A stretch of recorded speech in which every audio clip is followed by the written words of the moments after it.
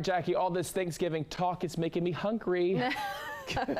Yeah, maybe some breakfast at least. Let's start off with that first before we talk about Thanksgiving, you know, and the sides as well, along with that turkey. But the radar out there this morning, we are starting off with a few lingering sprinkles. Those continue to exit. Otherwise, we're tracking those dry conditions, but that will change later on this evening. Out of that cold front back out towards our west, that'll bring us more rain and also some gusty winds with some of those heavier downpours that are expected later on this evening, thinking well after sunset as that will progress across the area. Behind that front will turn much cooler too. Visibility out there this morning, we do have some patches of some dense fog, so keep that in mind as you're heading out.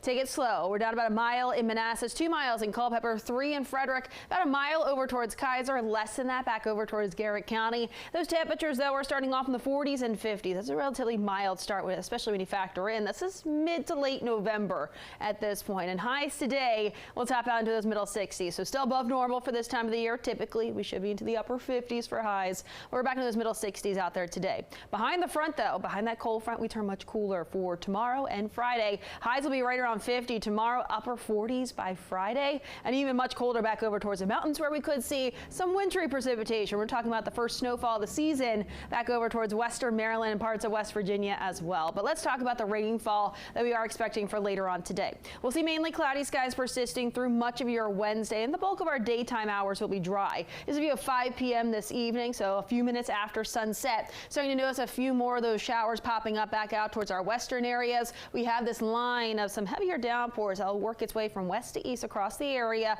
later on this evening. I would say between 7 and 10 p.m. That initial line will pass through. Behind it, we still have some lingering rain showers, just not quite as heavy as that initial line. And also those winds, it will be quite gusty with that initial line pushing through. Behind it, we'll just be tracking a few lingering rain showers through midnight. Then we should dry things out. Tomorrow morning, right around 6 a.m., we have that colder air filtering in. We're talking about temperatures starting off in the 30s all across the region, right near 40 at least though in DC. But how much rain are we talking with what we'll see for the day today? We're talking about at least 1/4 of an inch to a little bit more than 1/2 of an inch, depending on where the heaviest of that rainfall does set up. But it looks like for DC, could see at least 1/2 of an inch of rainfall. Now let's talk about that wintry precipitation as we look ahead towards Thursday afternoon, back over towards western Maryland, parts of West Virginia. Yes, that blue on the map indicating that snowfall. Now, as we look ahead towards Friday, early Friday morning, it's this low pressure off towards our north. That snow wants to dive its way southward. So could we see the potential for some snow breaking out into north central Maryland? It is possible